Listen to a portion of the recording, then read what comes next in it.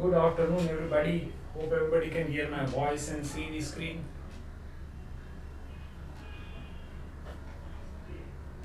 Great.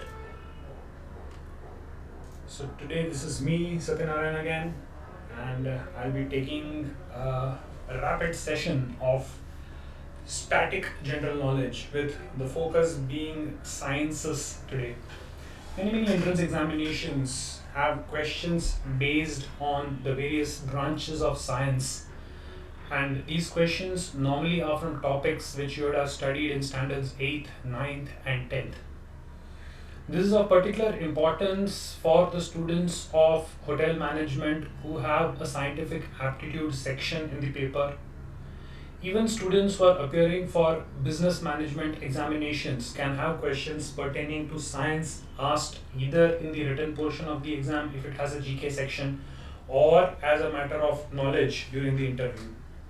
For students in CLAT, although they have claimed that it will be passage based, but supposing they give you a passage based on science, then you can expect a couple of basic questions related to that being asked. So it's always good to know what are the types of questions which can come. So I'm going to put forward a series of multiple choice questions on the screen. They could be based out of physics, chemistry, biology, and even information technology or computers. A lot of these things are stuff which you would have studied in standards 8th, 9th, and 10th. So it's going to be a quick recollection of whether you remember whatever you were taught in high school. Right? So without further ado, let's take a look at the questions and see whether we are able to pick up the correct answer from these things. Where necessary, obviously, I'll also be giving you some additional information from all that based on that question. So pay attention and see how much of this you remember from your school days. Nishka says not biology. What do you mean by not biology? You have not studied biology, or you think biology is not asked in the exam?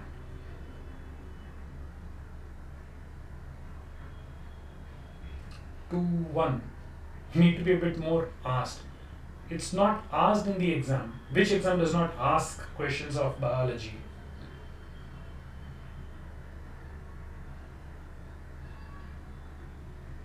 So, for example, last year when we talked, no, it is asked. Last year when we talked, even the CLAT examination had a passage based on wetlands, right?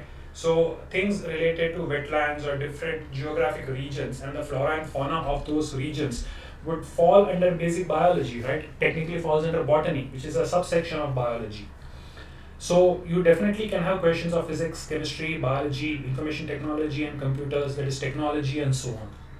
So let's see from the questions whether we are able to recall this stuff which we have studied at school or not. I start with the first question, and a basic question from chemistry or rather physical chemistry. And read the entire question carefully. You have got four options. Which one of the following is a non-metal that remains liquid at room temperature? So a couple of important things that we need to know. One, the various states of matter. We have solid, liquid, and gas, the three fundamental states of matter. Although in a little bit of advanced physics or chemistry, sometimes you discuss things like plasma, but at basic school level, we learn there are three states of matter: solid, liquid, and gas. And although mercury is following liquids as physically it is a liquid, but under classification it is a metal. So somebody mentioned mercury, but if you read the question carefully, one, it specifies non-metal, and second, mercury is not even an option here, right? So which of the following is a non-metal that remains liquid at room temperature? Now, helium, the gas filled in balloons, right? Helium is a gas. Chlorine again is formed either in gaseous form or it is found in solid state in some places. And the same is with phosphorus, mainly available in a powder form at places. But the non-metal which remains liquid at room temperature under ordinary circumstances is bromine, right? Bromine is a specific non-metal which in ordinary circumstances at general ambient room temperature is found in a liquid state. So please be careful to look at the entire question, because here luckily we do not have mercury as an option. But supposing mercury was given as an option and you mark mercury, it would be wrong, because the question very specifically asks about non-metals. And mercury scientifically is a metal. So it is bromine, which is a non-metal that remains liquid. Okay, related question. What is the scientific name given to mercury? Right, because the Latin names of certain chemicals are the basis for their chemical symbol. So if you know the chemical symbol for mercury, you should also know why is it known by that particular name. Okay, so the chemical symbol for mercury is Hg. Everybody is telling me Hg, fine. But I asked you, what is the Latin name for mercury? Because mercury is not Me. The chemical formula, or rather the name, is Hg. So Hg comes from its Latin name. What is the Latin term for mercury? So the answer is hydrargyrum. Hydrargyrum. Hydrargyrum is the Latin name for mercury. Similarly, if I ask what is the chemical formula and the Latin name for sodium, the chemical formula, the Latin name for sodium. So sodium is Na, and it comes from natrium, right? Sodium salts are in Latin called natrium, and from natrium Na, we get the formula Na. Okay? Can you tell me what is it for gold and silver? The chemical names and the formula for gold and silver. So gold is Au, which is aurum, and silver is Ag, which is argentum. So aurum and argentum. Au, aurum, is for gold, and Ag, argentum, is for silver. Okay, we move on to the next one. This is pretty simple. Which of the following is used in pencils? Which of the following is used in pencils? So in common language, we call them lead pencils. The common name, we call them lead pencils. I asked a question, is it necessary to remember the chemical or Latin names? For some of them, yes. Right? Very common names like sodium, potassium, which is K or Kalium, gold, silver. These are some common terms which it is always good to know the Latin names. And this was taught in standards 8, 9, 10, 10, so it's just a quick reminder of that. Okay. In pencils, although we call them lead pencils, the chemical used in that is not lead. Right? Lead is pretty toxic actually in certain quantities. In pencils, we use an allotropic form of carbon. And the allotropic form of carbon which is used in lead is actually graphite. I remember at least I don't know whether it's still taught in standards 10, but in 10th standard we had a chapter on carbon in which we learned how graphite and diamond, both of them are forms of are allotropic forms of carbon. Both of them are pure carbon, and still it's very, very different. Graphite is very soft. On the other hand, diamond is one of the hardest substances found in the world. Right? So in pencils also we use one of the allotropic forms of carbon, and that is graphite. Charcoal, although we do use some form of charcoal pencils, it is not exactly the most common thing used in pencils. Phosphorus is mainly used in fertilizers and fireworks. Fertilizers and fireworks is where you would find a lot of phosphorus.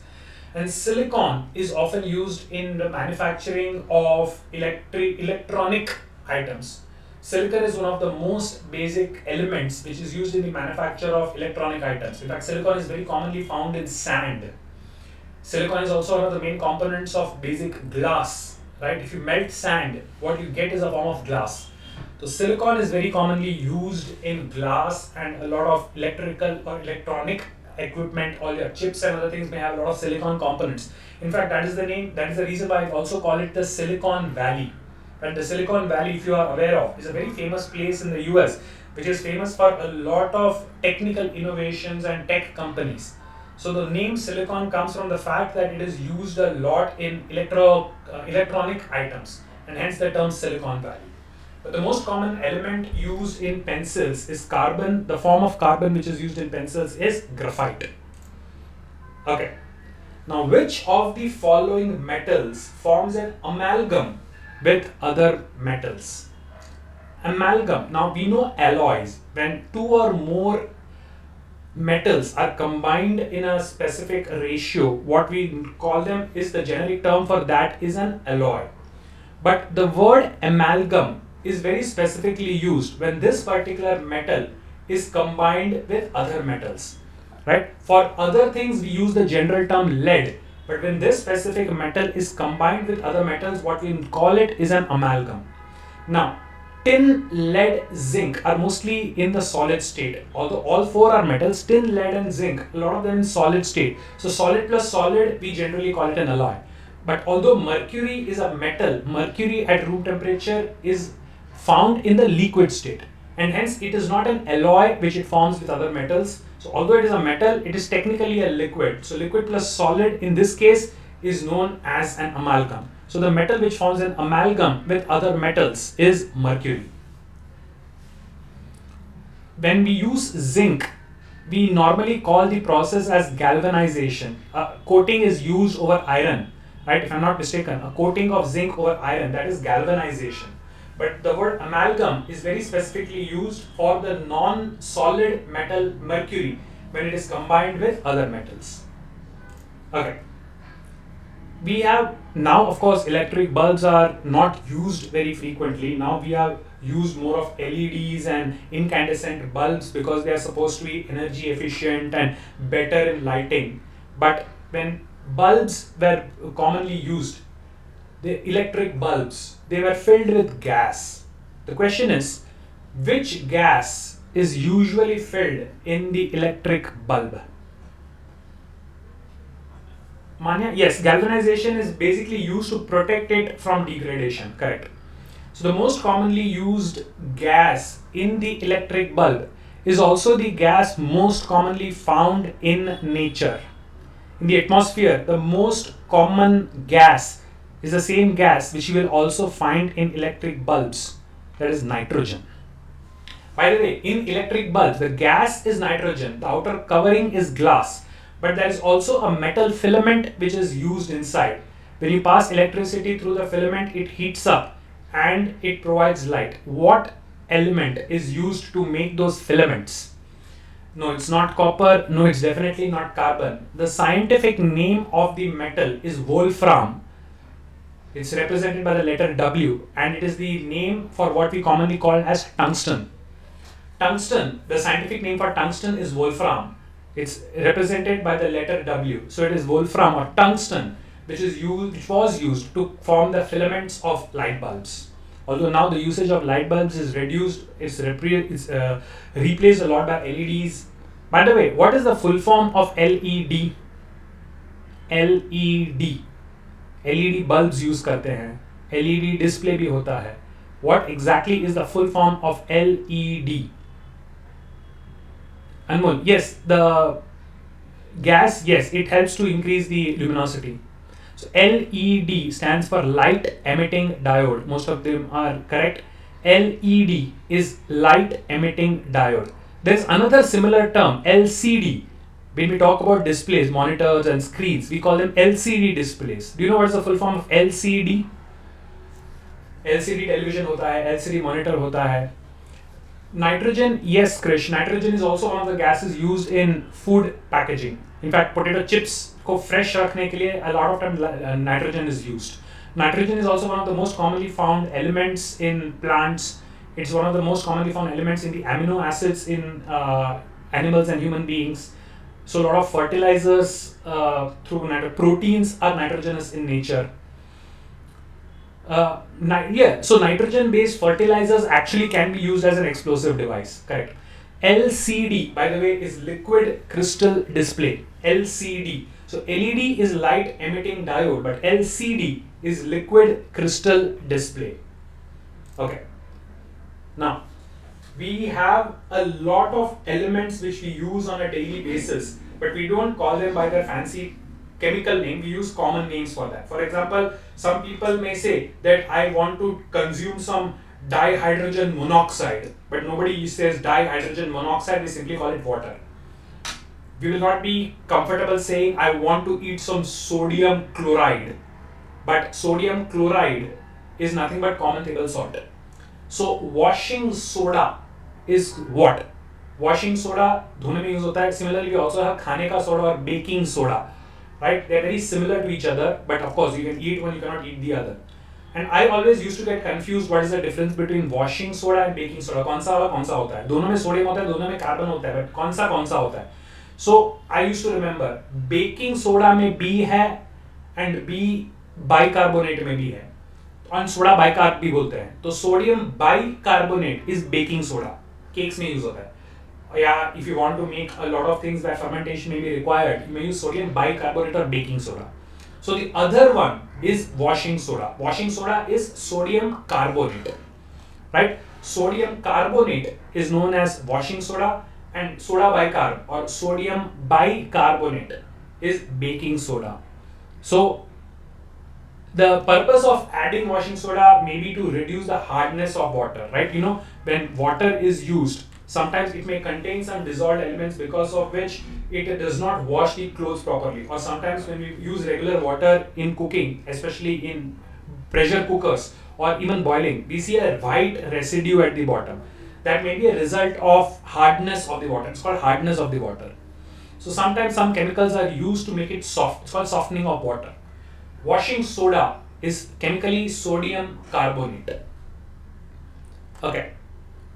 Now, what is the hardest substance available on Earth?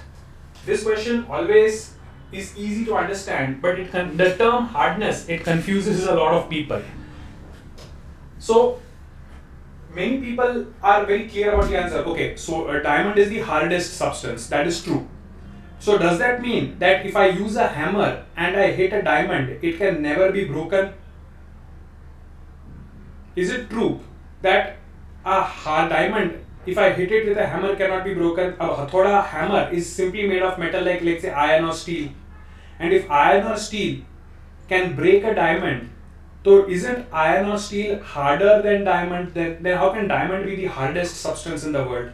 So here we need to understand the technical definition of hardness, right? The term hardness is different from the term brittleness. It depends on breaking a substance. So when glass breaks, glass is brittle. Glass is also a hard substance. So hardness of a substance does not mean that it cannot be shattered by impact force. If you hit it with something, it can break. Hardness does not refer to the fact that it cannot be shattered. Hardness refers to scratching. If I use a diamond can scratch any surface. Gold के ऊपर अगर आपको scratch करना है तो gold के ऊपर तो आप नाखून से भी स्क्रैच कर सकते हो, राइट? आयरन और platinum you can use any other substance and make a scratch on it, but diamond cannot be easily scratched by other substances, whereas diamond itself can scratch many things. So understand, there's a difference between hardness of a substance and brittleness of a substance, right? Glass is technically hard because it's difficult to scratch it, but glass is very brittle because if you hit it with impact force, it can be broken. So hardness does not mean it cannot be broken. Hardness means how easy or difficult it is to scratch that particular substance. So the hardest substance available on Earth is definitely the diamond. Related question, which is the hardest substance in the human body? Human body is made up of very different substances, right? You have your bones, you have your organs, you have your skin, you have your muscles, you have your skin. What exactly is the hardest substance in the body? Many people are giving me answers again as femur or bone or skull. No. I'm talking about substance. So the hardest substance which is found in the human body is enamel. And enamel is the coating or covering of your teeth. दांत के ऊपर जो चमकीला white covering है, coating है, this substance is known as enamel. And enamel is that hardest substance. It's very difficult to scratch enamel. हड्डी को आराम से आप scratch कर सकोगे. But enamel is the toughest substance to scratch. So by the definition of hardness, technically the hardest substance which you can find in the human body is known as enamel, right? The femur or the thigh bone is the longest bone of the human body, right? So in case of break, okay, a break किसको कर सकते हैं? अब skin cannot be broken, skin can be torn, but you cannot break skin because it bends. जैसे कोई भी चीज अगर इलास्टिक हो, you cannot break it, you can tear it, you can cut it, but you cannot break it, right? So these are technical terms used in mechanics. breaking is different from cutting. Like you can break a piece of wood, you can also cut a piece of wood, but you cannot break cloth, you can cut cloth. So when it comes to breaking, a lot of the soft things in the body cannot be broken, but they can easily be cut. So you have to understand, technically speaking, they are very, very different things. I hope everybody understood these basic things. All these things are taught in detail only in engineering, but right now you just need to understand it. So yes, Kathy, when the word hardest is used, they don't mean which is broken. By the hardest substance, they use a technical. So that's why they also say diamond is the hardest substance. Correct. Okay. Now, just another question, because we are on the topic of breaking and stuff. Do you know which is the most commonly broken bone in the human body? Which bone is the most commonly broken bone in the human body? No, it's not the nose. Although people would think it is the nose, but survey has found out that technically the most commonly broken bone is the clavicle or the collarbone. Right? Surprisingly, the collarbone or the clavicle. आपके गले के नीचे आप जाओगे तो left and right side of the throat there are two bones which are slightly angled. These are known as your collarbones. So some survey done by some Vela army, he discovered that the bone which was most bone is the collarbone. How do people? I think maybe because of the location, it's very common. The injury, you get hit on the head, you get hit on the chest. Collarbone comes in between everything, and it's slightly protruding outside. So that may be the reason why the collar. सबसे ज़्यादा वही टूटता है. I'm not saying it's the most easily broken bone. I'm saying technically it is the bone which gets broken the most. सबसे ज़्यादा उसी को तोड़ा जाता है. I'm not saying वो सबसे पहले टूटता है, but सबसे ज़्यादा कोई जो भी एक्सीडेंट होता है सबसे ज़्यादा कौन से बोन्स को टूटा हुआ पाया है डॉक्टरों ने. So they find that maximum number of collarbones are usually broken. I mean, just for the sake of knowledge. Chalo. So the hardest substance, obviously the diamond. Moving on. Now, lubricant is any substance which reduces friction between two surfaces. Right? Even in vehicles, between the moving parts, we put a little bit of oil, because oil, it reduces friction, it allows smooth operation. So, graphite, silica, iron oxide or diamond. For lubrication, for lessening the friction, which of these substances is most commonly used? Iron oxide is rust, काट. अगर किसी equipment पे काट या जंग लग जाए, do you think it's easy to move it? In fact, isn't it the opposite? It increases the friction. And silica or sand is very coarse. In fact, machine के अंदर थोड़ा sand गिर जाए तो friction बढ़ जाता है. It becomes difficult to move it. And diamond obviously cannot be used as a lubricant because diamond is very expensive and very smooth. It is smooth, but it's also very expensive. But the easily available substance and which is very smooth and it is used as an industrial lubricant is actually graphite. Graphite in powdered form can be used as a lubricant, and in fact in powdered form graphite is used as a lubricant in many industries. Correct? And I think this is also a fact which was taught. Anmol, chemical formula of rust, I think it is iron oxide. I'm not very sure Fe2O3 because I don't remember the formula as of now. But yes, iron oxide, I believe one of that, iron and oxygen ka hi koi compound hai which is rust. Okay, some people are confirming it is Fe2O3. Okay, I think, yeah, okay. So I got 3 or 4 people who are confirmed yes, Fe2O3 is rust, iron oxide, right? Okay. Chal. Now, one thing is for sure that you cannot breathe naturally underwater, only fishes can. So when deep sea divers, they go underwater, they have to breathe. Now, the normal air that we breathe is nitrogen. Normal air has almost 70+% of nitrogen. But when you go underwater, it's not advisable to use nitrogen because it can build up pressure in your lungs and it can cause your lungs to explode. Using ordinary nitrogen is actually not a good idea because if you breathe normal air underwater, it can lead to problems. So what they do is they substitute nitrogen with this particular gas in the tanks, right? They take those oxygen, we call them oxygen tanks, but the tank is not actually filled with pure oxygen, because even pure oxygen cannot be taken by human beings all the time.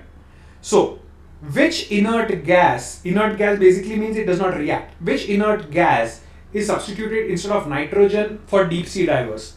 This particular gas, if you breathe some quantity of this gas in normal atmosphere, it changes the quality of your voice. It increases the pitch of your voice. If you, in normal conditions, if you breathe in too much of this gas, your voice becomes something like this, right? In fact, you must have seen people suck in from the balloon and their voice changes. It's because it affects the pitch of your vocal cords. So the inert gas which is substituted for nitrogen and which is used by deep sea divers for breathing is actually helium.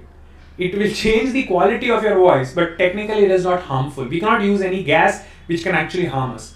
So helium, it is funny if you use it, but it will not harm you too much. So instead of nitrogen, helium is actually filled in the tanks. It's not 100% helium, but it is used. Okay. I've already mentioned this, so this answer everybody should get. Galvanized iron sheet have a coating of what? Ordinary iron sheets, if left in the atmosphere because of oxygen, they will develop a layer of iron oxide. Basically, they will rust, and rusting deteriorates the quality of the metal. So to prevent deterioration of the metal due to rusting, they are galvanized. So some other metal is actually coated. They are not mixed with the metal. This metal is layered on top of the iron. So iron sheets are galvanized and they have a coating of zinc on top of them. So because zinc is less reactive to the atmospheric gases, it will prevent or at least substantially delay the oxidation, so it prevents rusting. Correct. What happens is that zinc has very little affinity to oxygen, so it will not easily oxidize. So it will prevent the oxygen from getting in touch with the iron. Iron loves oxygen. But if you prevent the oxygen from coming in contact with the iron, it does not form the iron oxide, does not rust. So zinc is used for galvanization of iron sheets. Okay. Acids. We know what is chromium. Okay, Khushi. So chromium again is a metal, and chromium is often used as a coating for different things when you want a lustrous and shiny and good looking coating. Right. So if you want, you can also use gold and silver for coating, but gold and silver will be expensive. So what they do is they put chromium coating on top of things. And why chromium is not commonly used as zinc? Mainly basically costing. Zinc may not be as expensive as chromium. Right. So expensive things, if you don't need large quantities, then you can also use chromium as a coating. But when you need large sheets, then you use zinc as a coating. So yeah, chromium coating, jahan pe you don't mind spending some money, chromium plated. Even electric items mein chromium ka coating hota hai. Chromium coating may be used in some places for cars when you need that shine to come. It looks very, very bright and shiny. So we call chromium coating has been done on these parts. Okay, the element common to all acids, right? We know acids, base or alkalis and salts, different types. So when we say something is an acid, what is the most common element present in the acids? Take a look at any acid, right? Hydrochloric acid, HCl, sulfuric acid, H2SO4, carbonic acid, nitric acid. The one thing which you will find in the formula for any acid is hydrogen. Hydrochloric acid, HCl, sulfuric acid, H2SO4, nitric acid, HNO3. Right? So the element common to every acid is basically hydrogen.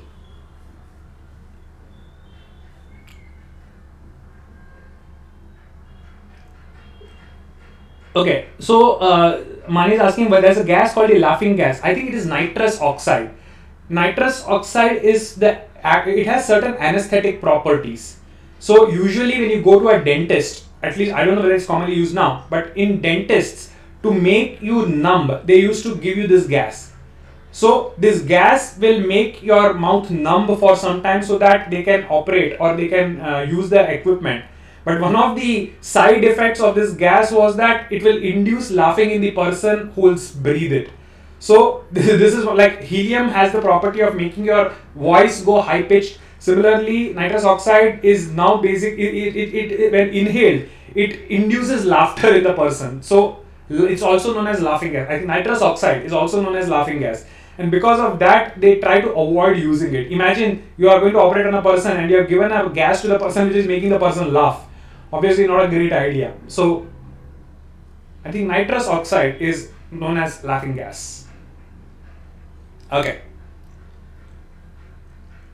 Bit of a commercial question. Non-stick cooking utensils. If you use normal utensils of steel or iron and you cook in it, the food gets stuck to it, right? But if you want to cook something and you don't want to stick, for example, अगर dosa बना रहे हो, pancakes बना रहे हो, and you don't want it to stick, then a typical black or dark coating is done on it. What is it? Okay. So I think this is not the chemical or technical name, it's a brand name. Just like we use Casio. Casio is the name of the company, but we also use the word Casio to refer to keyboards, right? Similarly, Teflon, non-stick coating, is commonly known as Teflon. Polystyrene or polystyrene is a polymer, and PVC is polyvinyl chloride, which is basically a type of plastic used for pipes and other containers. But for non-stick utensils, you have to use something which does not melt in high heat, which does not react chemically with food, which is not poisonous or toxic to human beings, because you are using it in cooking utensils. So you cannot use ordinary black paint. That will not help. To prevent cooking, there is a very specific thing used, and this is known as Teflon. Okay, a related question. There is a material which is used for bulletproof vests. Whenever you create bulletproof hats or vests or jackets, what is the common name of the substance which is used in creating bulletproof clothing? Bulletproof jackets, bulletproof hats, helmets, bulletproof vest. So what is the name of that particular item which is used to make things bulletproof? Om, yes, you're right. Any idea, guys?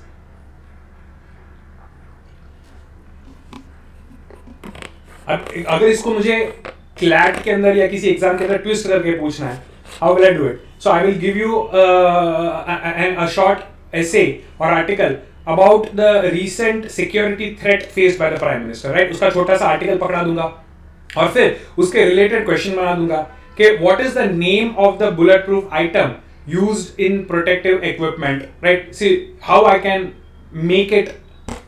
So CLAT में कोई पूछेगा कि sir ये question CLAT में कैसे पूछ सकते हैं, तो I can give you an article about the security threat for the personal and then ask this question, okay, for the security personnel, which material is used. So it's not titanium. Khyati, titanium is used basically when you need strong things. Titanium is used a lot for making metal plates or rods which are used in surgery because it does not react. So हड्डी अगर टूट गई हो या किसी bone को set करने के लिए you require rods, plates, screws, then titanium is commonly used in that. But for making bulletproof things, the material which is used, and this is basically a ceramic type of material, the name is Kevlar, Kevlar. So the name commonly used for the material, it's a ceramic kind of material and it has a lot of brittle strength. So high speed bullet अगर उसको लगे, it can absorb the force and it will not break like glass. Glass के ऊपर मैं bullet shoot करूँगा तो glass will shatter, right? Kevlar can absorb a lot of impact, it does not let it go through. So bulletproof clothing, vests and other things, to use that, the material which is used is Kevlar, Kevlar. And for non-stick cooking utensils, the material which is used for coating is Teflon. Okay. Now, I already used this word before when we talked about diamonds and carbons. So इसका answer तो पक्का पता होना चाहिए. Carbon, diamonds, graphite, chemically they are all carbon. There's only carbon in all of them. But the way carbon is arranged at a molecular level makes them different, right? Carbon, diamond, graphite, they are all different in only the molecular structure. Now isotopes are also different because I think the number of neutrons or protons, one of them is different when you talk about isotopes. So carbon के isotopes होते हैं, hydrogen के isotopes होते हैं, their atomic number, atomic mass number, one of them is also different. I think the number of neutrons is different. Protons and neutrons, कुछ तो अलग होता है, right? But carbons, diamond and graphite, they are all chemically the same, but the arrangement is different. So these all are known as allotropes of each other. I use the word, they are allotropic forms, right? So allotropes, they are all chemically the same, but physically, structurally, they are different. So they are allotropes. Isomorphs are things which are different in, they also have something to do with the chemical structure, but they are more for compounds, if I am not mistaken. Isomorphs are more for compounds in which the arrangement is different, if I am not mistaken. Correct. So allotropes are more for elementals, isomorphs is more for compounds. Chalo. Quickly moving ahead. Soda water. Literally soda जो पीते हैं, किनलेस या और कौन सा soda, Everest का soda आता है, गैस होता है तो बोलते हैं ना थोड़ा सोडा पी ले ठीक लगेगा. So that soda water, in fact there's a very specific name also given. What do you do with water? So it is not, guys, it is not carbonic acid. It's not carbonic acid, although it may form a dilute version of it, but soda water is just water which undergoes the process of carbonation. So soda water literally is nothing but carbon dioxide, right? Water में carbon dioxide pass करते हैं, high pressure carbon dioxide introduce करते हैं. So it cannot be sulfuric or nitrous acid because we don't consume that. And it's not carbonic acid. Carbonic acid is dangerous. But simple soda water is nothing but water in which high pressure carbon dioxide is filled. So in fact, you can not only purchase soda water in shops, you can actually make soda water at home. If you have a soda pump, that specific machines are available. Commercially also they are available. They are available for domestic use. So if you have a soda water making machine, soda machine at home, it's nothing but you put in a cartridge of carbon dioxide and you put the water, you put the nozzle in the water, so high pressure में carbon dioxide को आप पानी में डालोगे, soda water is formed. Simple. In fact, I think ENO and other things also, what it happens is the chemical powder, when you put, it releases a lot of carbon dioxide. So जो ENO भी बनता है, it is nothing but a powder which releases water in contact with, which releases carbon dioxide when it comes in contact with water. That is a basic funda behind even creating that fizzy drinks. So anything is nothing but carbon dioxide. And guys, carbon dioxide in large quantities is actually harmful for the body, right? Carbon dioxide is in large quantities is harmful. That's why it is not advisable to drink a lot of carbonated water. In the West, it is very common to drink carbonated water all the time. But scientists do not advise drinking a lot of carbonated water because introducing abnormally large quantities of CO2 in the body, whether in solid form or dissolved form, is not a good idea. Okay. Sodium. We have seen sodium, natrium or Na, but sodium metal is a very soft metal. But the problem is you cannot keep sodium in open air.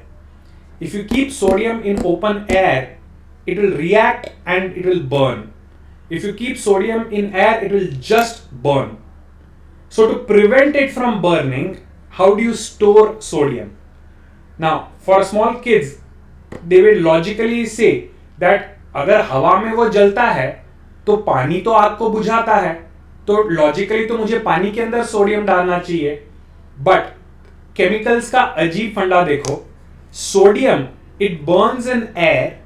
If you put a bit of sodium in water, it will very violently react and burn even faster, right? So literally if somebody sings आग लगा दी पानी में, normally my first question is क्यों भाई पानी में sodium को डाला था क्या?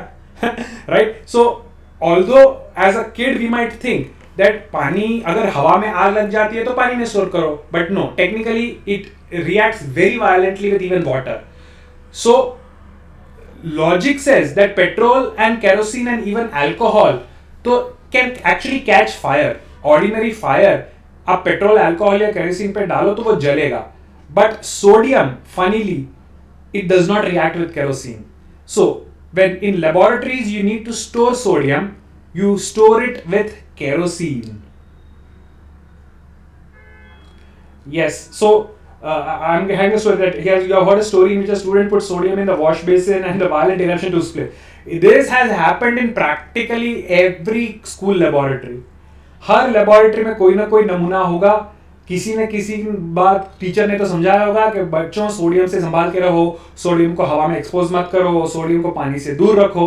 और कोई ना कोई नमूना होगा, बोलेगा क्या होगा, पानी में थोड़ी ना कोई चीज फट सकती है, तो सोडियम को चुपके से लेके वॉश बेसिन में डालेंगे एंड बुप it will explode. So it's not just one or two labs. This might have happened in n number of labs across the world. It's not an unusual thing to hear this.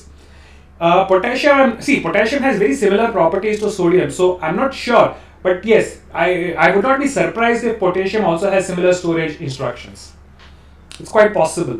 It has very similar properties to sodium, so I will not be surprised if potassium also is stored similarly. Okay, moving ahead from somebody asked me and now I have this question. What is laughing gas? इसका तो लंबा चौड़ा हमने भाषण भी दिया था, तो ये तो पक्का आंसर, क्वेश्चन आने से पहले हमने आंसर डिस्कस कर लिया है. Laughing gas. In fact, do you know laughing gas used to be very very common with dentists. So उस जमाने में when people were not very aware about harmful side effects and things, many people, especially the rich people, they would invite dentists to the parties. And special request would be made to the dentist, please bring a little bit of laughing gas with you. That way we can make people smell and everybody can laugh. It's like, abhi aajkal some bad trends are happening, right? Certain people are invited because they have access to drugs and all that stupid stuff, right? Nowadays we hear that certain people are invited because they give access to drugs and all that, which is extremely bad. But purane zamane mein, dentists used to be invited to a lot of parties. Why? Because dentists used to have a supply of nitrous oxide. So the party host would say, okay, bring the nitrous oxide, release the gas in the room, and everybody will start laughing. And that was a stupid idea of fun. So, I mean, why am I telling you these stories? If I tell you all the boring chemical formula and stuff, you may not remember. But if I tell you a story like this, there's a chance that you will recall that, okay, this is what he talked about. So it is nitrous oxide used in dentistry and it is laughing gas. So the purpose of listening to such incidents, such stories, is also because they are alternate ways of making it stick to your memory. Your long-term memory may not remember boring stuff like formulae, but stupid stories and anecdotes and jokes remains in our memory. That's how the human brain is. So it's always good to remember such things with such incidents. Okay, carbon monoxide, very very poisonous. That's why in lower standards in school we must have studied that during winters we must not burn things in a closed room, because the carbon monoxide and carbon dioxide gases produced can actually suffocate us, right? Okay, correct. Okay, I also talked this. Fantastic. My questions, my answers in previous questions are direct questions in the next slides. So the filament, the wire inside, the filament of the electric bulb, what is it made of? Nichrome. Nichrome is nothing but an alloy of nickel and chromium. Graphite is literally pencil के अंदर जो lead जिसको बोलते हैं, graphite is a form of carbon, and iron लोहा. We need a metal which can conduct high amount of electricity, which will not easily get rusted, which will not easily break at high temperatures, and which is long lasting. Right? Problem with iron is that it heats and explodes, and most importantly it becomes rusted. Graphite is actually not a great conductor, and nichrome is expensive. So even tungsten is expensive, but it also helps with having the other properties required in bulbs. So like I said, wolfram is the scientific name, W is the formula, and the filament is made of wolfram, commonly known as tungsten. Tungsten is what is used to make the filaments of electric bulbs. So in case you have an old electric bulb at home, yellow color का जो light आता है, जो clear होता है, glass clear होता है, and it has that, if you see, it has a spring type of thing inside. So that thing, that metal is tungsten. Okay. What are balloons filled? अभी उत्तरायण आ रहा है. On the day of Uttarayan, practically on every crossroad, you will see balloons, and especially balloons which float. Balloons can be filled with ordinary air, but those balloons won't float. So you see, we have those typical gas balloon बोलते हैं. Technically, every balloon is filled with gas because even air is gas. But जिसको हम सादी भाषा में gas balloon बोलते हैं, which basically floats in the sky, which flies above. What is that filled in? Scientifically speaking, if you fill it with air, air has the same density as regular atmosphere, it will not fly. If you fill it with a gas which is lighter than air, then the light substance can go up. So we need something which is lighter than air. Nitrogen, oxygen, argon तो सब normal air में होता है. Filling things with nitrogen, oxygen, argon will more or less give it the same mass or weight as regular atmosphere, it won't float. But if you fill things with helium, helium is lighter than these gases, so filling things with helium will help it float above. Correct? If you remember my voice, if you breathe helium, your voice becomes like this. Right? High pitch. So helium, it changes the pitch of the voice, and helium is lighter. So this Uttarayan, when you go and see gas ke phugge, remember they are helium filled balloons. Okay. We have seen isotopes before, right? The number of particles in the core is different. Electrons तो same रहते हैं. I think the number of neutrons और proton दोनों में से एक change होता है. So, which of the following is not an isotope of hydrogen? So, tritium, deuterium and protium, they are all hydrogens but with different number of things in their core. Yttrium is actually not an isotope of hydrogen, right? Tritium, deuterium and protium are isotopes of hydrogen. Yttrium is not an isotope of hydrogen. Do you know what is deuterium most commonly used to create? What is the common usage for deuterium? I think जब isotope school में पढ़ाते हैं तो deuterium की एक ही use पढ़ाते हैं.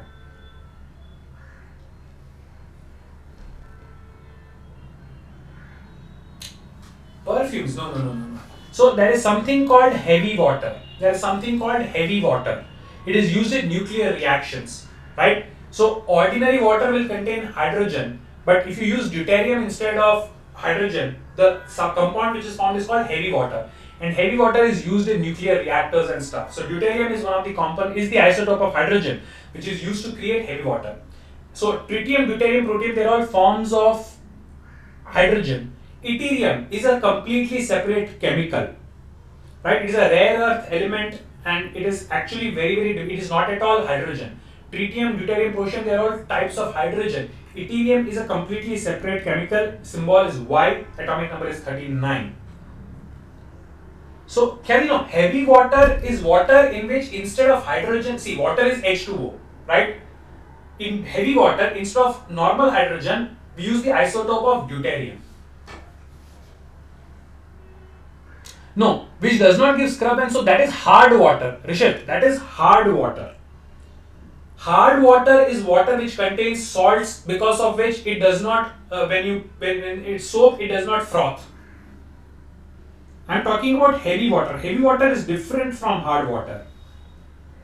Heavy water is actually a form of water, but water will contain ordinary hydrogen. Heavy water will contain deuterium in it. Spelling of what, Manya? Yttrium, that is the spelling. Yttrium. Yeah, that is the actual spelling of yttrium. Pardon the pronunciation, I'm not great, I may not be pronouncing it, but the spelling is correct. Yttrium, yttrium. Yeah. In fact, if you look at some of the names of non-common chemicals, non-common elements in the periodic table, they will have names which we may not even be able to pronounce. But yes, yttrium is actually, it's atomic number 39. It's known as a rare earth element. It's actually named after Ytterby in Sweden. And many of the names, in fact, you have got Einsteinium, and there are names even after places, there are elements named after people, and so on and so forth. Okay. Lightest metal.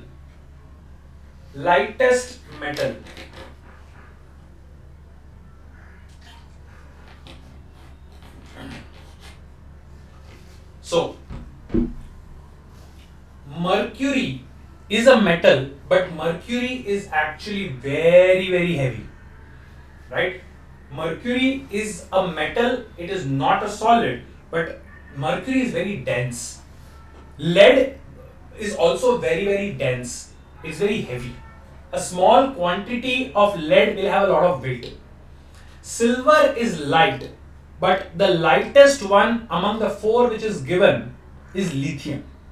Lithium is actually one of the lightest metals, at least among these four. So while mercury and lead will just sink in water, lithium may actually float. I'm not very sure about that, but lithium is lighter than most of the other metals which are given here. Mercury and lead are extremely heavy, they are very dense.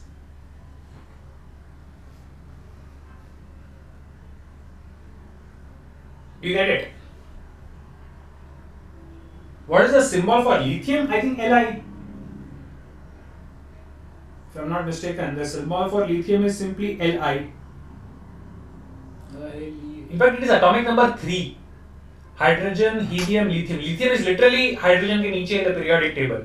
Atomic number 3. Hydrogen, helium, lithium, beryllium, boron, carbon, nitrogen, oxygen, fluorine, neon, sodium, magnesium, aluminium, silicon, phosphorus, sulfur, chlorine, argon. Wow, I still remember at least the 2 or 3 rows of things. Okay, Manya, mercury is liquid at room temperature, so shouldn't that be light? Manya, do you think the state of matter has anything to do with weight of the matter or mass of the matter? Do you think liquids are always lighter than solids? No. Weight has nothing to do with state of matter, right? In fact, mercury is way heavier than water. If you put even a drop of mercury in water, it will immediately sink. Whereas there are many solids which can float on top of water. It does not matter what state it is. What matters is the density of the substance. Density is basically how much mass is packed in a particular area. Its mass per unit area is your density. So remember, see, mercury is purposely given here as an option because many people would make a mistake that mercury to liquid hai, liquids to light honge. Not necessary, right? Water, for example, see, water is light, but oil is heavy. Some oils are heavy, some oils are light. So some oils will float on water if they are lighter than water. Some oils will sink in water if they are heavier than water. So again, state of matter and weight are two different things. You can have heavy liquids, you can have light liquids, you can have heavy solids, you can have light solids, even gases. But most of the gases generally are not heavy, but relatively you do have heavy. That's why when, see, for example, if a room is on fire, if a room is on fire, one of the first advice which is given is that you should immediately get lower and lie down on the ground. If it is not possible for you to get out of the room, they advise that you should always lie down on the ground. Now, that scientific reason. In a burning room, gases like carbon dioxide can get produced, carbon dioxide, carbon monoxide, which are light. So those gases, because they are light, will be in the higher part of the room.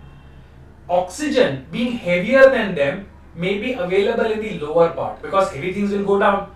So your probability of getting breathable air is better at lower regions in a room which is on fire than if you are standing.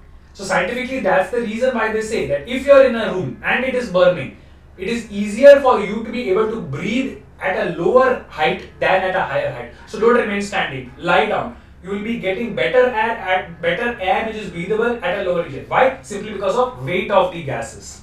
Do you get that?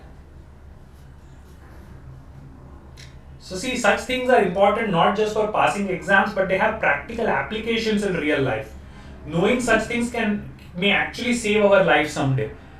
Right? So these learnings are very, very important. Now, no, the black emitting purifiers. So the black thing which is emitted is basically soot. It could be just carbon particles. It may not be carbon monoxide because carbon monoxide is a colorless, odorless gas. You cannot see carbon monoxide. It's literally transparent. You cannot see carbon monoxide, and that's why it is dangerous. जो दिखता नहीं है वो आपको मार सकता है. See, if you could see it, you could run away from it. Carbon monoxide is considered deadly because it is not visible. The black particles which you see, in fact, even if you are burning paper, paper may not completely burn. उसमें से काले काले particles जो निकलेंगे. Sometimes it is called soot. It may be nothing but solid form of carbon. It may just be carbon. So what people do, they burn things and they collect it on a thing with oil or something on it, and उससे काजल बनता है. You can actually use soot and mix it with a little bit of buttery or oily greasy substance to create kajal out of it. Olden times mein to that's how they used to create kajal. So that black thing which you see coming out from a fire, that may be just carbon. Okay. Which of the following is, we have discussed this before. I hope everybody understands what is an element. Element and compound क्या होता है. Single thing is element. Mixture of two or more things in a specific ratio is a compound. Mixture of multiple things in a non-fixed ratio is a mixture. So water, it always has H2O, 2 hydrogen, 1 oxygen. Sulfuric acid, 2 hydrogen, 1 sulfur, 4 oxygen. So that is all compound. Mixture, जहाँ पे the amount of the different substances may be different. But element, it only has one thing in it. And we have seen allotropic forms of carbon की जब हमने बात की थी. Right? Remember? Graphite and diamond, both of them are allotropic forms of carbon. Diamond is nothing but pure carbon. Carbon के अलावा कुछ नहीं होता है pure diamond में. So diamond technically is an element because diamond is nothing but carbon. Carbon के अलावा diamond में कुछ नहीं होता है. So जिस पेंसिल से आप लिखते हो उसमें जो ग्राफाइट है एंड लाखों रुपए खर्च करके जो डायमंड का टुकड़ा हम खरीदते हैं, केमिकली दोनों सेम चीज है. कोयला एंड डायमंड केमिकली सेम है, दोनों के अंदर कार्बन के अलावा कुछ नहीं होता है. See how strange nature is, right? Diamond is not a molecule. Diamond is not a molecule. Is a diamond molecule? Does it contain a single thing? I am not very sure about that. But इतना तो for sure है कि diamond contains nothing but carbon in it. Okay. Now a little bit of science and geography combined. The oldest rocks in the Earth's crust were once molten. Molten basically means because of heat, they were in a liquid state and they came from deep inside the Earth. The molten rock called magma spewed out in volcanic eruptions during the Earth's early life. तो volcano से magma बाहर निकलता है, उसको हम lava बोलते हैं, right? And this lava is solidified into a hard rock. तो Earth के अंदर magma होता है. When the volcano erupts, it comes out and it is called lava. When this lava cools down, it creates a hard rock. What is the name of this hard rock which is formed because of the cooling of magma? So, granite and basalt are very specific type of rocks, right? Granite and basalt are very specific types of rocks. But based on how they are created, there are 3 types of rocks. 2 of them you read igneous. Igneous related to ignition or fire. So fire से जो नाम है igneous. So obviously magma, lava, आग comes down, cools down. तो आग की वजह से जो बनता है that is igneous rock. Answer is obviously igneous. Sedimentary rocks. Sediment means layer. तो चीजें जब जमीन के नीचे दबती जाती हैं, they keep on forming sedimentary layers. That is known as a sedimentary rock. And then sometimes igneous rocks, because of pressure, they form layers, they get converted into some other type. Those are called metamorphic rocks. They morph from one form to another. So igneous is formed because of lava, magma, heat and all that. Sedimentary is because of pressure, they form layers.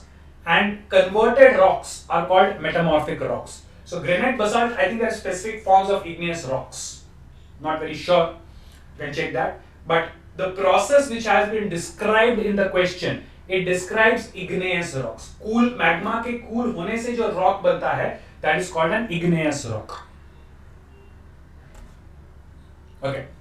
Now, there are specific properties which metals have. For example, some metals are called as malleable metals. Malleable metal का मतलब है कि you can beat it and create a sheet out of it, जिसको मार मार के आप पतरी बना सकते हैं, शीट्स। किसी चीज को खींच खींच के आप डोरी बना सकते हैं, that's called ductile, right? If it can be extended into a wire, it is called ductile. If it can be hammered into a sheet, it is called malleable. So which metal is the most malleable metal? The answer is D, gold. In fact, I think even ductility mein gold is very high, and that's the reason why gold can often be used to create wires. Gold को पतला, जितना भी आप उसको मार मार के पतला करो वो शीट के फॉर्म में रहेगा। कुछ मेटल्स होंगे, you keep on hammering them, after a point they will break, they will not remain as a sheet, they will break. But gold is such, you can keep on hammering it and it keeps on getting patla and patla. You can make a sheet out of it, you can make a wire out of it, and it won't break easily. So the most malleable metal is gold. Somebody has given me that 1 gram gold can be drawn into 2 kilometer wire, right? Anmol has given me that 1 gram gold can be extended into 2 kilometers of wire. So Khyati is asking, wouldn't it be too expensive to make wire from gold? Imagine 1 ग्राम सोने से अगर आप 2 kilometre लंबा तार खींच सकते हो, तो where it is very important to have a very very good conductive material which does not react like iron. Won't it be fine? Manya, silver is also there, but the most malleable one. We are talking about the most one. Gold is much better than silver in that. The problem is gold is expensive, so it is replaced by silver in a lot of places. And understand, if you see a lot of your electronic items, आपके electronic item, mobile phones, laptops, इनके अंदर जो circuit हैं, इसके अंदर जो circuit है उसके अंदर भी सोना होता है. There is actual gold in the circuitry, but the amount of gold which is there inside your mobile phone may be 0.0001 gram. खुशी, gold bar can be stolen, but 1 ग्राम, 10 ग्राम सोने का कीमत अगर 50,000 रुपए है, तो 1 ग्राम सोने की कीमत 5,000 रुपए हो गई, और 1 ग्राम सोना चोरी करने के लिए आपको 2 किलोमीटर लंबा वायर चुराना पड़ेगा. छोटा मोटा वायर चोरी कर लिया, समझ में आ गया. Can you imagine stealing 2 kilometres of wire for just 1 gram of सोना? जितनी मेहनत करोगे उससे तो अच्छा है पैसा खर्च करके खरीद लो. See, that's the beauty of gold. We not think gold very expensive. What we do not realize that the amount of gold which is used is so little, it makes no sense. इसलिए ordinary चीजों में हम शायद gold use ना करें. जो हमारे electricity wires हैं, क्योंकि lakhs of kilometers of wires is used across the country, so there we may not use gold, we may use copper. Copper इतना महंगा नहीं है. But when it comes to electronic items or very very expensive installations where you cannot afford the metal to melt, तो gold, तो copper की जगह gold use कर लो. It is more expensive than copper, but not as expensive as we think. Don't think कि 10 तोला सोने की chain को वायर बना दिया. नहीं भाई, 10 तोले सोने से तो पूरे 15 बिल्डिंगों का वायर शायद खींच पाओगे. For that matter, do you know diamonds are also very commonly used in machines? We think, oh, diamonds so expensive. Cosmetic diamonds or jewelry based or gem category diamonds are expensive, but diamonds are also industrial diamonds. और industrial diamond तो आपको literally 5-10 रुपए के भाव में मिलेगा. It won't be used as jewellery. Surat में जाओ, सूरत की सड़कों पे आप डायमंड्स खरीद सकते हो, but those are not gem grade diamonds, those are known as industrial diamonds. तो industrial diamonds are used in a lot of machinery and those are not expensive. वो तो लिटरली 5, 10, 15, 20 रुपए में आपको मिल जाएगा, but you can only be used in machines. उसको आप किसी को बेवकूफ नहीं बना सकते कि ये देख मेरे पास डायमंड है. No, not all diamonds are expensive, right? It requires certain quality to be considered expensive. सस्ते डायमंड्स तो बहुत कॉमनली मिलते हैं. आपके घर में भी कुछ मशीनों में डायमंड हो सकता है, आपको पता भी नहीं होगा इसके अंदर डायमंड है, because it is not the regular diamond which we use in jewellery, right? They are called industrial diamonds and they are very cheap. What is the use in machine? So understand, diamonds are the hardest substance, correct? If I want to cut glass is also very hard, तो glass को आप ordinary steel या iron से शायद cut नहीं कर सकते, but diamond can very easily cut glass. तो जो ग्लास मेकिंग मैन्युफैक्चरिंग इंडस्ट्रीज हैं वहां पे डायमंड टिप यूज, जो नाइफ होता है उसके ऊपर छोटा सा डायमंड का टिप होता है. So in fact in your house if workers come to install glass anywhere, आपके विंडोज में अगर ग्लास इंस्टॉल करना है, आपके डोर में कोई ग्लास इंस्टॉल करना है या किसी पार्टीशन में ग्लास डालना है, that cutting of glass is actually done with a diamond cutter. तो दैट जो डायमंड है वो हाई क्वालिटी वाला ज्वेलरी वाला डायमंड नहीं है, तो इंडस्ट्रियल डायमंड होता है. तो इनफैक्ट जो कारीगर आते हैं आपके घर में कांच का काम करने के लिए, जो कारीगर आते हैं उनके पास एक स्पेशल नाइफ होगा जिसके एंड पे एक छोटा सा ग्लास का टुकड़ा जैसा होता है. That is actually an industrial diamond which can cut the glass. So industrial diamonds are actually more common than you think they are. Do you get it? Okay. Sure. Most malleable metal we have seen gold. आगे वनस्पति, right? In fact अभी उत्तरायण के दिन आप जलेबी खरीदने जाओगे तो आपको दुकानों में ऑप्शन मिलेगा, बेन वनस्पति में જોઈએ कि प्योर घी में જોઈએ, right? So the most common brand name for that was Dalda. तो घर में कई लोग बोलेंगे वनस्पति घी में बनेलू છે, डालडा घी में बनेलू છે. So technically ghee is supposed to be very pure and you manufacture vanaspati ghee out of it. You manufacture vanaspati from vegetable oil actually, not ghee. From vegetable oil it looks like ghee but it is not ghee. It is actually vegetable oil from which you create vanaspati oil. Some people call it vanaspati ghee because ghee is a dairy product. It is created from the milk of animals. Vegetable oil is created from non-dairy substances. So what substance is used to manufacture vanaspati? If I give you the name of the process, the answer is very obvious. So the name of the process for manufacturing vanaspati from vegetable oil is called hydrogenation of oil. Using the process of hydrogenation of oil, vanaspati is created. It's called vanaspati oil or vanaspati ghee. So obviously hydrogenation process के अंदर hydrogen ही use करेंगे.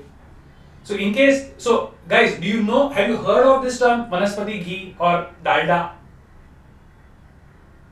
Yes, very good. If no, आज घर में जाके just ask somebody, ask any person who works in the kitchen. Mom, dad उनको पता होगा, right? घर के अंदर वनस्पति घी क्या, तो बोलेंगे जो सस्ती वाली चीजें हैं उसको वनस्पति घी में आप तल सकते हो, लेकिन अगर उसको महंगा बनाना है तो प्योर घी में तलो. Next time this, in fact on Uttarayan, if everything is fine and shops will sell jalebi, they will sell you two qualities of jalebi. एक जलेबी होगी जिसमें लिखेंगे सर प्योर घी वाली जलेबी है 500 रुपए किलो, और सर ये वनस्पति घी वाली जलेबी है 200 रुपए किलो. सो वनस्पति is actually a cheaper oil and this is created by hydrogenation of vegetable oil, right? So next time if you are confused कि भाई इतना महंगा इतना सस्ता क्यों है, the difference is because of the quality of oil which is used. घी वाला महंगा होता है, वनस्पति वाला सस्ता होता है. Okay. Now this is something which has been in the news a lot, right? That artificially some fruits are ripened and the chemicals are harmful. Especially for mangoes, right? इसीलिए हम बोलते हैं ऑर्गेनिक मैंगोज हमको चाहिए, क्योंकि कुछ लोग क्या करते हैं नेचुरली राइप नहीं होने देंगे, they will use a specific chemical which artificially makes the mango ripe. अब राइप में दिख तो जाता है बट उसका कलर थोड़ा अजीब होगा, टेस्ट अजीब होगा, and obviously it is not healthy for the body. So पहले बहुत कॉमनली यूज करते थे but now it is also discovered that this particular substance is a carcinogen. So अभी जो मैंगो खरीदने जाएंगे वो पूछेंगे भाई नेचुरली ये पका हुआ है ये आर्टिफिशियली पकाया है. Many of you might have heard this, if not again ask your parents कि मैंगो खरीदते वक्त do we check whether it is naturally ripened और not. So they will tell you yes, naturally ripened वाला हम खरीदते हैं क्योंकि artificially also it can be done using something called ethylene, but it is not healthy for the body.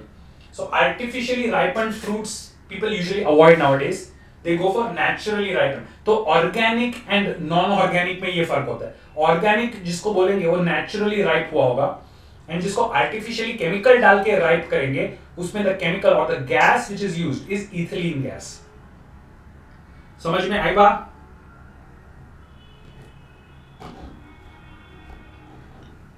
Sure. Moving on. This though I actually discussed in a couple of other questions. In air, normal air, what is the biggest component of normal air? Easy. Almost 70 plus percentage is this particular gas. And it is replaced by helium in deep sea diving. वो भी देखा था हमने कि normal air में तो ये gas होता है, डीप सी डाइविंग में अगर ये गैस होगा तो लंग्स में प्रॉब्लम हो जाएगी. We replace it with helium. So in normal air, and this is the most common thing found also in proteins and other substances. So it is known as, it is nitrogen, not oxygen. Manya, oxygen is hardly 21% of the atmosphere. 70 plus percentage of the atmosphere is nitrogen. Nitrogen is the most common one. Oxygen is the second most common one. And it is less than 1/3 of nitrogen. Okay. Now, measurements, right? Units of measurements. Light year is the unit of what? What do we measure using light years?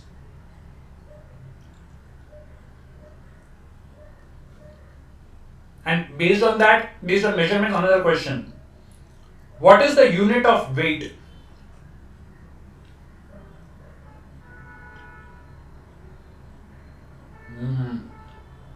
मान्या नहीं. सिद्धांत no. No खुशी. By most of the people weight का लोचा मार रहे हैं. अनमोल yes. सिद्धांत yes, but there's a specific term for it. Akshat yes. Manya no. Yashvi no. So guys, kilogram जो होता है, that is the unit of mass. Anmol, mass is not weight. Mass and weight are two different things. Kilogram में जो आप बोलते हो, that is mass. And weight is the effect of gravity on mass. So when you say 100 kg, so I specifically asked for what? So see, colloquially we say mass and weight are the same thing, but scientifically they are not. Kilogram is the unit of mass, and Newton is the unit of weight. So when you're saying my weight is 100 kgs, you're wrong. Your mass is 100 kgs. And if your mass is 100 kgs, your weight will be 100 multiplied by 9.8, which is 980 newtons. Right? So next time somebody asks you, what is your weight? You can say, my weight is 800. Like 800. Like 800 newton है weight. अगर तूने mass पूछा हो तो मैं बोलता 80 kg है. But multiplied by approximately 10 कर दो round off करने के लिए. So if your weight, if your mass is 55 and somebody asks you बेटा आपकी weight कितनी है, तो बोलो 550 is my weight. Unit मत बोलना, kg मत बोलना. So when somebody asks you what is your weight, you can say 550. ये 550 बोला हाँ 550 न्यूटन मेरा weight है. मेरा mass 55 kg है. Just a small scientific joke. But anyway, light year, although it contains the word light and year, technically it's the unit for distance. In astronomy, the amount of distance traveled by light in 1 year, and light travels almost 3 lakh meters per second if I'm not mistaken. So the amount of distance traveled by light in 1 year is known as 1 light year. Kushi, yes, mass is constant. Your weight depends on the gravity of the place. So on Earth, if your weight is 600 units, on Moon it will be 100 units divided by 6 because gravity is 1/6. So your mass is constant, your weight is not. And anyway, light year is obviously a unit of distance. It is used in astronomy. How far is one planet from the other planet? How far is this star? How far is this galaxy? तो वो सारी चीजों के discussion में because you have to talk in billions and trillions of kilometers, it becomes very confusing. So they have this unit called light year. This is 2 light years away. This is 3 light years away. And light year is a huge distance. If light can travel almost 3 lakh meters per second, then imagine एक साल के अंदर वो कितना travel करेगा. We can't even start writing down that number without making mistakes of few zeros. Anyway, 3 lakh kilometers per second, correct. Not even 3 lakh meters, 3 lakh kilometers per second. I was lower by factor of 1000. Imagine, 1 second में 3 lakh kilometre किसको बोलते हैं? दुनिया घूम जाओगे और second नहीं लगेगा आपको। Anyway, so light from the sun reaches us in how much time? Obviously light units की बात करेंगे तो light if it can travel 3 lakh kilometres per second, तो सूरज से अपने पास पहुंचने में कितना टाइम लगता है? Again, the light from the sun technically it reaches you in 8 minutes, 8.5 कुछ होता है, बट अप्रोक्सीमेटली 8 मिनट्स। तो imagine the light that you are seeing right now, it actually started from the sun 8 minutes before. 8 minutes 20 seconds is what Rishit is saying. Yeah, roughly 8 minutes, 8.5 के कुछ बीच में होता है, correct. सो अभी जो आप light देख रहे हो वो सूरज से तो 8 मिनट पहले निकल चुका है। यानी if the sun suddenly goes dark, sun की लाइट को कोई ऑफ कर दे, टेक्निकली वैसे नहीं होता है, but if the sun's light is switched off, you will be able to see the sun going dark after 8 minutes. तो अभी लाइट अगर सन को मैं ऑफ होता हुआ देखता हूं तो 8 मिनट पहले एक्चुअली वो लाइट बंद हो चुका है। No, horizon concept is horizon concept is different. You perceiving the light at a different time than me. For you, the sunset standing in US might be different from the sunset at me. That's not the horizon. Horizon is standing on the earth. People at different places will see the sun differently. That is horizon. I'm talking in general. The light from the sun itself, see, light is basically nothing but photons, right? The visible light that we see is photons. So, physically, a photon which starts from the sun, it reaches the earth in 8 minutes. And when the photon enters our eyes, we see the light. Atmospheric refraction has to do with concepts like mrigel or twinkling of stars. It has to do with the haze which you see because of heat, rainbow, correct. These are all related to atmospheric refraction. Mirage, yeah, that's what I was looking for. Thanks, Kavi. Mirage. The sun, light from the sun reaching us, that has nothing to do with these concepts. Now, horizon means kshitij, the place where you can see the sky meeting the earth because of the curvature. So, person on opposite ends of the curvature will see the light at different times. That concept is like, it has to do with when you see the sun, but I am talking about on an average, a person seeing the sun is seeing something which started 8 minutes back. So imagine right now, because of this concept of light, tonight, if you are seeing a star, it is quite possible that this light that you are seeing today started sometime in the past. Sometimes billions of years ago that light was started and it is reaching us today.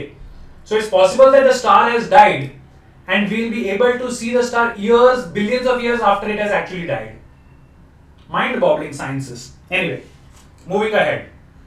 And now we come to mirage. See, everything is connected to the next concept. We just talked about mirage. What is mirage? On a hot day, if you are traveling on a highway and you see in the distance, you will see a haze. पानी हो वैसा लगता है. Even in a desert when you walk, you go in a hot desert, right? You can see the light shimmering as if there is water. So mirage is, you see water when actually there is no water. In fact, there is a lot of heat because of which you think that there is some water lying on the ground. This is obviously because of unequal heating of different parts of the atmosphere. The scientific effect is called refraction of light. The light bends in different temperatures because of the density difference. Hot air is lighter, cold air is heavier, and change in density changes the pathway of the light, Snell's law basically. So because of heat, you won't see mirage when the temperature is constant. You will see mirage when there is a lot of heat. So mirage in Hindi or Sanskrit is also known as mrigjal. Okay, quickly moving on. Radar.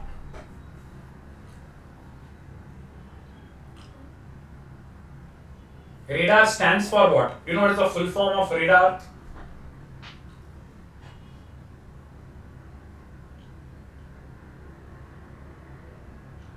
radar is radio detection and ranging. Normally spy movies में या war movies में हम देखते हैं radar पे वो गोल को एक ब्लैक कलर का सर्कल होगा जिसमें वेब बनाया होगा एंड गोल गोल गोल गोल घुमाते रहेंगे. Last one, dude, mirage is due to unequal heating of different parts of atmosphere, refraction. A. Okay, so एक गोल सा ब्लैक कलर का होगा जिसपे वेब जैसा होगा, टारगेट जैसा होगा एंड सडनली उसमें एक लाइट ब्लिप करती है और बोलेगा सर दुश्मन इस एरिया से आ रहा है, सर दुश्मन उस एरिया से आ रहा है. या कोई हॉलीवुड की मूवी होगी तो एक एयरप्लेन आती है सडनली वो गायब हो जाएगी. Oh it has suddenly disappeared, alien आ गए. So basically what they are using is radio detection and ranging, right? Where you send a radio signal, it hits the object and comes back. So based on the direction and the time taken for that signal to reflect, the machine calculates how far that object is. It is used basically to identify the position of objects such as aeroplanes, and it is called radio detection and ranging. Now do you know radar technology comes from what? Manya, you're exactly right. That's exactly the principle. No, even sonar is a similar technology. But what is the inspiration behind radar technology? Correct, Akshat. So, nature has inspired it. In nature, we have something called bats. And पिछले 2 साल से तो ये corona bat की वजह से हुआ है करके bats बड़े बदनाम हुए हैं. But bats, they don't see things well. They use something called echolocation. So they emit a high frequency sound and they listen to the echo of their own sound. And based on the echo, they are able to calculate how far a particular object is. So we move by looking at things. They move by actually emitting sound and listening to the echo. It's called echolocation. So this echolocation used by bats is actually one of the inspirations for the radar technology. Similarly, for underwater, dolphins used to do the same thing, and that was the inspiration for sonar technology. Sonar technology is basically underwater echolocation, radar is above the ground echolocation. So they are inspired by echolocation used by animals. So radar, sonar, आजकल जो hi-fi technology है, technically we observed animals and from the behavior of animals we created these technologies. Wonderful, right? चलो, quickly moving on. कोई भी चीज normally नीचे गिरती है. If I take a spoonful of water and just spill it, it will fall down. But in a diya, in a lamp, तेल नीचे होता है. The cotton wick which we use is above the oil and the oil slowly goes up the cotton. Why? What is the principle known as?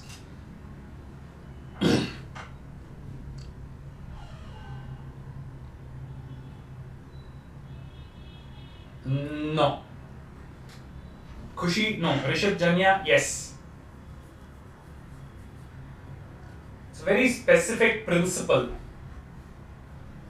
And the same principle is observed in plants. Plants के roots में से पानी plant के ऊपर leaves तक कैसे पहुंच सकता है? Because normally gravity will pull things down. Unless you have a motor or an external source of energy, usually you cannot push things upwards. You have to pull them upwards or push them. You have to put some force. But there is a natural phenomenon because of which certain fluids, liquids, move upwards on their own. This thing is known as a capillary action. Now, what is capillary action? A capillary is nothing but a very thin tube. Tubes होते हैं. अब एकदम पतला जो tube होगा, it is known as a capillary.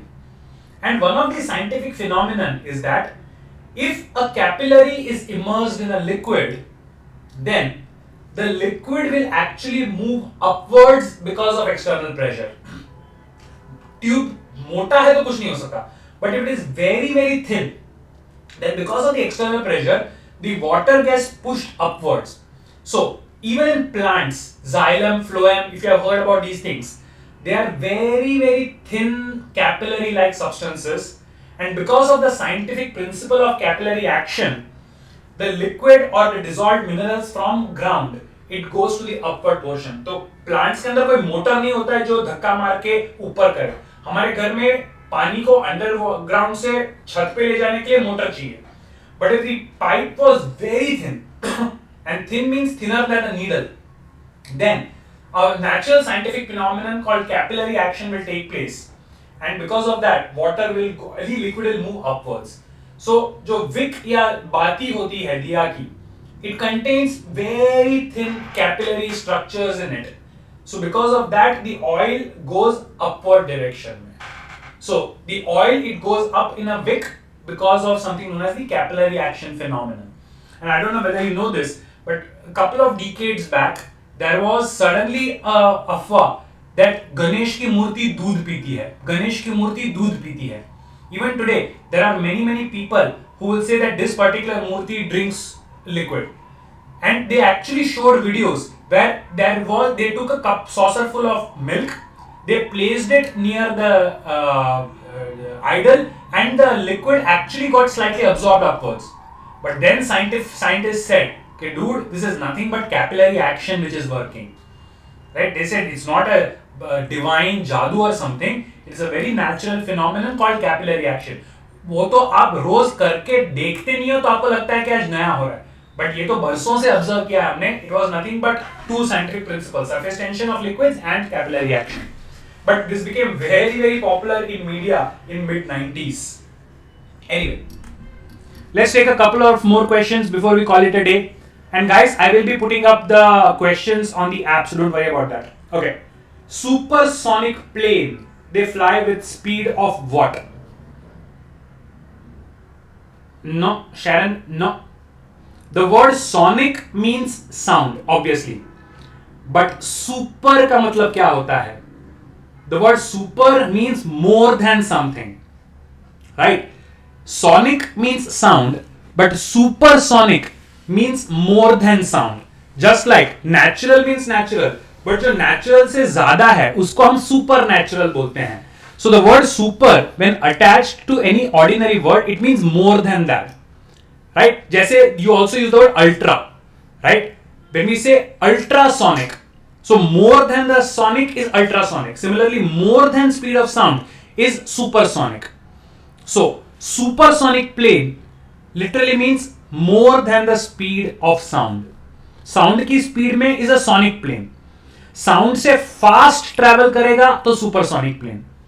Supersonic planes का बड़ा मस्त होता है. If a supersonic plane flies over your head, पहले आप प्लेन को उड़ते देखोगे, प्लेन उड़ गया होगा, थोड़ी देर के बाद आपको प्लेन की आवाज सुनाई देगी. अक्षत correct. So there is also a phenomenon called the sonic boom. Plane चला गया, जाने के बाद आपको उसकी आवाज सुनाई देगी. Why? Because वो साउंड से ज्यादा तेज निकल गया. And what is the speed of sound, by the way, guys? Approximate speed of sound. Light का तो हमने देखा 3 lakh kilometers per second. The speed of sound is way less than that. Yes, it is roughly 330 meters per second or 300 meters per second. 300 approximation, more accurately 330 meters per second is what is used. Exactly. So this is the reason पहले आपको lightning दिखाई देती है and उसके बाद आपको आवाज सुनाई देती है. So you can actually use this scientific knowledge to calculate how far away the lightning is. It's very easy. जैसे ही आपको lightning दिखाई देता है, start counting the seconds. Easy way to count a second is to say Mississippi 1, Mississippi 2, Mississippi 3. The word Mississippi roughly takes 1 second. So the moment you see lightning, start saying Mississippi 1, Mississippi 2, Mississippi 3, Mississippi 4. अब जितनी Mississippi पे आप पहुंचे, let us say Mississippi 15 बोला and आपको thunder सुनाई दिया. So 15 seconds हो गए. Now sound travels 330 meters per second or roughly 1 kilometer per second. 1 kilometer per 3 seconds. तो जितना भी आपने काउंट किया है उसको सिर्फ 3 से डिवाइड कर दो. So 15 Mississippi के बाद अगर आपको आवाज सुनाई दिया तो 15 divided by 3, 5. The lightning roughly fell 5 kilometers away from you. The lightning strike happened roughly 5 kilometers away from you. Rishit, 5 kilometers is a distance. The sound is 330 meters per second or 1 kilometer per 3 seconds. So next time whenever lightning and thunder is happening, correct, next time when lightning and thunder is happening, the moment you see the lightning, start counting. Mississippi 1, Mississippi 2, Mississippi 3, Mississippi 30 पे पहुंचे और आपको अभी thunder सुनाई दिया, तो 30 divided by 3 is 10. You can immediately calculate. This lightning was roughly 10 kilometers away from where I am standing. And this technique is often used by a lot of people to calculate the depth. Supposing, so you would have seen movies जहाँ पे explorer cave में है and cave में उसको he suddenly in front of a very deep hole and he does not know how deep the hole is. Right? If you don't know how deep the hole is, then what you should do, you should drop an item and listen. When you hear the sound of that thing hitting the bottom, you can use the fact that sound travels at 330 meters per second and use it to calculate how deep the hole is. Of course, it doesn't work for छोटा मोटा holes, but 1-2 kilometre लंबा hole अगर है, तो just by dropping an item and using this calculation, you can guess roughly कितना deep hole होगा. Exact calculation obviously नहीं मिलेगा, but rough idea आप 100% कर सकते हो. Did everybody get this one? So that's it. Less of science, more of fun, right? Science is not boring. Science can be used every day. This practically brings us to the end of the session. I will upload the questions also. More questions obviously on the app.